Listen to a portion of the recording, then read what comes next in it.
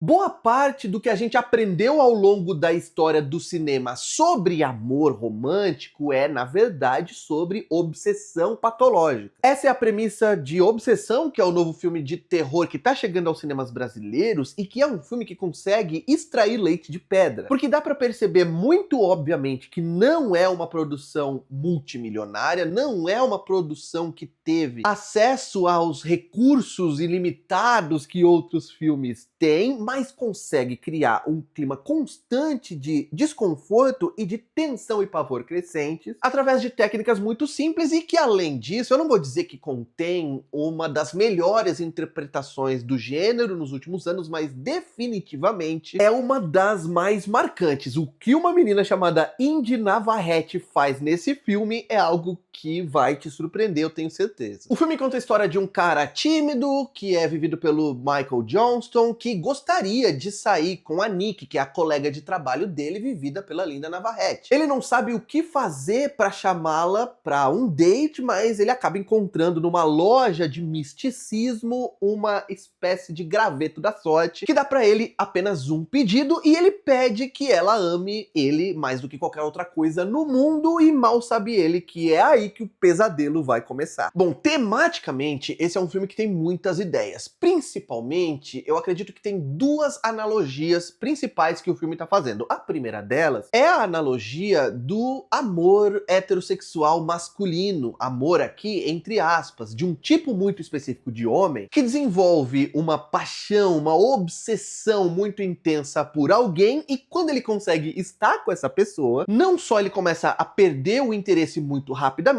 como começa principalmente a tratar o apego dela como algo repulsivo, como algo intenso demais, louco demais. Sabe aquela coisa? Ele começa a reclamar que ela não sai do pé dele. E por outro lado, esse filme também tá fazendo uma analogia, claro, dessa ideia que a gente construiu principalmente ao longo do século XX de um ideal de amor romântico em que a pessoa esquece de tudo e de todos, inclusive de si mesma, para colocar aquela outra pessoa num pedestal e aquela pessoa se torna a razão da existência dela. É óbvio que, sendo um filme de terror, esse filme vai levar o desenvolvimento, o crescimento dessa obsessão para níveis extremos, mas tem muitas coisas que acontecem durante o filme que dá para você perceber diretamente a mensagem que ele tá mandando para um tipo muito específico e que existe de relacionamento, de pessoas que vivem umas para as outras, de pessoas que têm um ciúme extremo, que têm uma possessividade absurda e que enxergam isso com naturalidade, inclusive desejável, como se isso fosse amar. O Michael Johnston, que vive um cara chamado Bear, eu esqueci de falar ali quando eu tava descrevendo a sinopse do filme, consegue, na primeira parte do filme, criar um personagem que, de novo, por mais que tenha ali 1 milímetro de exagero, porque, claro, é um filme que precisa passar a sua mensagem de uma maneira mais intensa por ser um filme de terror, você já viu no seu círculo social, ou você já viu pelo menos no círculo social de alguém, né? Você conhece alguém como ele, que é aquele cara que tá a um passo de ser cooptado pela filosofia incel, pela filosofia red pill, porque ele é um cara que ele é tão tímido e ele é tão travado que ele começa a se colocar na defensiva, que ele começa a desenvolver uma espécie de sentimento de merecimento, né? Olha só como eu sou um cara bom, eu mereço ser visto pelas mulheres, caramba, será que as mulheres não enxergam caras bonzinhos também? Tanto que o filme é muito eficiente em reverter a nossa expectativa. No primeiro ato, você acredita que o obsessivo, que o cara que vai ser o vilão psicopata do filme, vai ser ele, e não que esse filme vai enveredar por um lado de terror sobrenatural, demoníaco. O Curry Barker, que é o roteirista, portanto é ele que está desenvolvendo esses temas, mas também é o diretor, usa uma razão de aspecto, um formato de tela mais próximo do formato antigo, standard da academia, ali quase no 4:3, que deixa tudo mais fechadinho, tudo mais claustrofóbico. E ele tem um hábito também de filmar os diálogos, ao invés de com um ângulo de 45 graus entre uma pessoa e outra, respeitando a regra do eixo, num plano e contraplano em que as pessoas estão sempre olhando quase para a câmera, e isso também contribui com o desconforto da gente estar olhando aquele cara muitas vezes em momentos de extrema vulnerabilidade e sem cortes, olhando quase pra gente, é praticamente uma tortura. E a partir do momento em que o filme dá a sua primeira virada, né, quando a gente entende qual vai ser o conflito do personagem, o diretor faz algo também que eu considerei uma decisão simples, mas muito eficiente, que é, ele começa a filmar a personagem da Indy Navarrete com pouquíssima luz. Então ele consegue planejar a luz dos enquadramentos para que o fundo esteja bem iluminado, para que os outros objetos estejam bem iluminados, e ao invés de fazer aquilo que normalmente se faz em cinema, que é preparar a iluminação